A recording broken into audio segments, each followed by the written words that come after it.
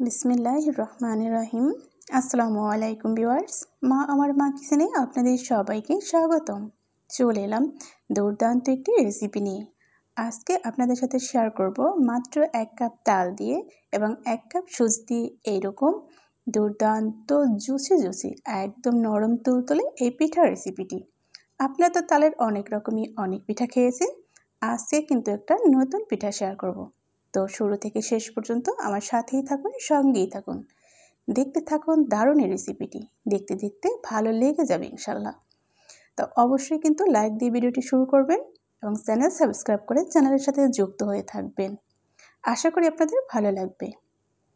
তো এই রেসিপি তৈরি করার জন্য প্রথমে চুলায় আমি একটি প্যান বসিয়ে দিয়েছি। এখানে দিয়ে দিচ্ছি তালের একদমই পিওর 1 কাপ কাঠ। তো এখানে কিন্তু আমি এই তালটা দেওয়ার পরে খুব সুন্দর করে নেড়েচেড়ে একটু ভালো করে জাল করে নেব। তো দেখতে পাচ্ছেন আমি কিন্তু নেড়েচেড়ে একটু জাল করে নিচ্ছি। যেহেতু এই তালের কাঠের ভিতরে খুব একটা পানি নেই, তাই জাল করতে খুব একটা সময় লাগবে না। মিডিয়াম আঁচে রেখে এরকম আমি 2 মিনিটের মতো জাল করে নেব। যখন এরকম ফুটতে শুরু করবে ঠিক ওই মুহূর্তে দিয়ে দিচ্ছি 1 কাপ পরিমাণে ফ্রেশ নারকেল কোড়া। আবারও নেড়েচেড়ে একটু মিক্সড করে নিচ্ছি। এই পর্যায়ে দিয়ে দিচ্ছি স্বাদ মতো লবণ, দিয়ে দিচ্ছি 1 কাপ পরিমাণে চিনি। দেওয়ার পরে আমি দিয়ে দিচ্ছি জাল করা 2 কাপ পরিমাণে লিকুইড দুধ। আমি আবারও একটু নেড়েচেড়ে মিক্সড করে নেব। আমরা তো এই বর্ষার সিজনে বা রিমঝিম বৃষ্টিতে অনেক সময় তালের অনেক রকমের পিঠা খেয়ে থাকি। এই পিঠাটা কিন্তু একদমই সর্বশ্রেষ্ঠ বলতে পারেন তালের পিঠার মধ্যে, এবং খুবই সহজে এই পিঠা তৈরি করে যদি আপনারা পরিবারে খান সবার প্রশংসা পাবেন। যখন এরকম সব কিছু মিক্সড করা হয়ে গেছে ওই মুহূর্তে আমি 1 কাপ পরিমাণে সুজি অল্প অল্প দিয়ে ভালো করে মিক্সড করে নিচ্ছি। সুজিটা প্রথমে একবারেই দিয়ে দেবেন না, এরকম আস্তে আস্তে দিয়ে মিক্সড করে নেব। তো আমি আবারও এখানে চুলার আঁচটা মিডিয়ামে রেখে 2 মিনিটের মতো জাল করে সুজিটাকে কিন্তু খুব সুন্দর আমি শুকিয়ে নিচ্ছি। দেখতেই পাচ্ছেন যখন এই ডোটা একদমই পারফেক্ট হবে তখন কিন্তু প্যানের গা থেকে ছেড়ে আসবে। তো ডোটা কিন্তু আমার তৈরি করা হয়ে গিয়েছে। এই ডোটা এখন আমি নামিয়ে নিচ্ছি একটি প্লেটে। ডোটা নামিয়ে আমি একটু ছড়িয়ে দেব খুব সুন্দর করে, যাতে একটু ঠান্ডা হয়ে আসে। ঠিক এই ফাঁকে আমি তৈরি করে নেব একটি শিরা। চলুন দেখা যাক। শিরা তৈরি করার জন্য চুলায় একটি প্যান বসিয়ে দিয়েছি। দিয়ে দিচ্ছি 1 কাপ পরিমাণে চিনি, আর এখানে আমি দিয়ে দিচ্ছি 2 কাপ পরিমাণে পানি। দিয়ে দিচ্ছি 2টো এলাচ খুব সুন্দর একটি সেন্ট আসার জন্য। ভালো করে নেড়েচেড়ে মিক্সড করে নেব। দেখতে পাচ্ছেন শিরাটা কিন্তু বলক চলে এসেছে। এখানে 1 তারা বা 2 তারা করার কোনো প্রয়োজন নেই। যখন এরকম বলক চলে আসবে একটু হালকা আঠালো হলেই কিন্তু শিরাটা তৈরি হয়ে গেল। দেখতে পাচ্ছেন শিরাটা কিন্তু একদমই পারফেক্ট হয়েছে। চুলাটা নিভিয়ে নিচ্ছি। আমি যে এখানে ডোটা তৈরি করে রেখেছিলাম এটার মধ্যে খুব সুন্দর করে এরকম একটা বড় বল আকার তৈরি করে নিয়েছি। এখান থেকে আমি কিছুটা লেচি নিয়ে নেব, তবে খুব বেশি না। দেখতেই পাচ্ছেন অল্প কিছুটা লেচি নিয়েছি। হাতের মধ্যে গড়িয়ে খুব সুন্দর করে ছোট একটি বল তৈরি করে নেব। এরপর আমি কিন্তু পিঠার শেপটা দিয়ে নেব। তো আশা করি আপনারা দেখে কিন্তু বুঝতে পারবেন, আর দেখে বুঝে নেওয়ার চেষ্টা করবেন। একবার হলেও এই তালের বর্ষার সিজনে আপনারা এটা তৈরি করে খেয়ে দেখবেন, অনেক বেশি ভালো লাগবে।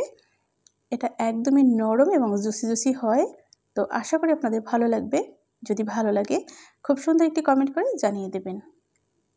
আপনারা যারা এখনও আমার চ্যানেলটি সাবস্ক্রাইব করেননি, আশা করি আপনারা আমার চ্যানেলটি সাবস্ক্রাইব করে বেল বাটনটি অন করে দেবেন, যাতে আমি যখনই নতুন কোনো রেসিপি আপলোড করব সবার আগে যাতে আপনি দেখতে পারেন।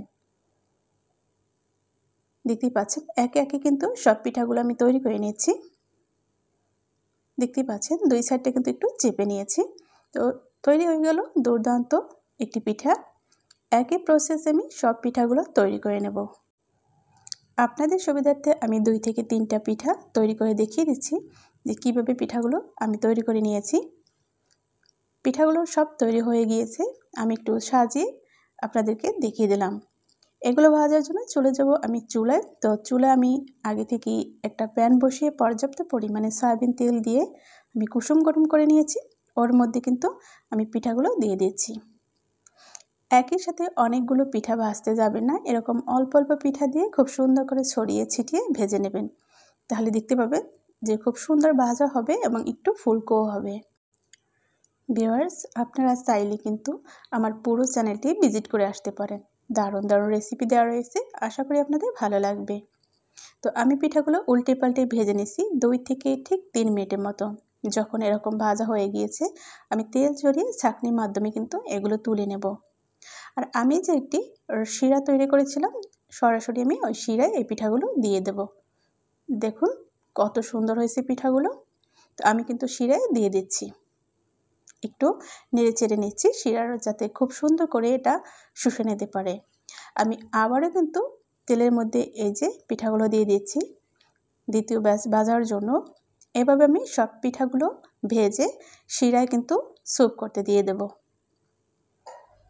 এটা খেয়ে দেখবেন কতটা টেস্টি, আপনারাই বুঝতে পারবেন যে পিঠাটা কতটা মজাদার।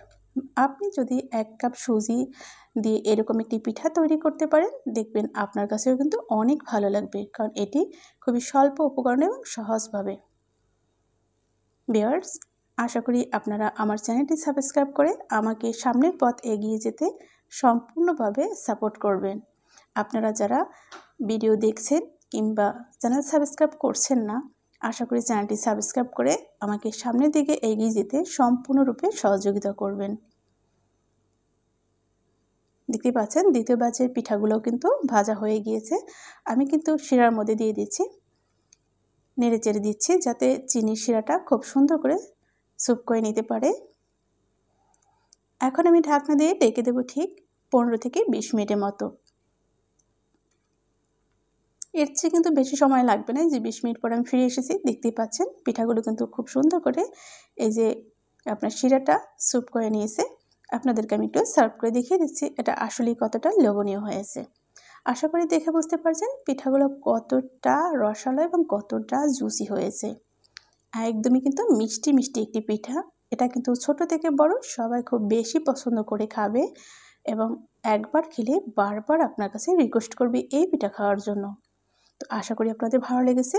আজ তবে এখানে বিদায় নিচ্ছি, দেখা হবে আগামীতে নতুন কোনো রেসিপির সাথে ইনশাল্লাহ। সে পর্যন্ত সবাই ভালো থাকুন, সুস্থ থাকুন। আল্লাহ হাফেজ। আসসালামু আলাইকুম ওয়া রাহমাতুল্লাহি ওয়া বারাকাতুহু। যে যেখান থেকে আজকের এই রেসিপিটি দেখেছেন আপনাদেরকে অসংখ্য অসংখ্য ধন্যবাদ। দেখা হবে নতুন রেসিপিতে ইনশাল্লাহ।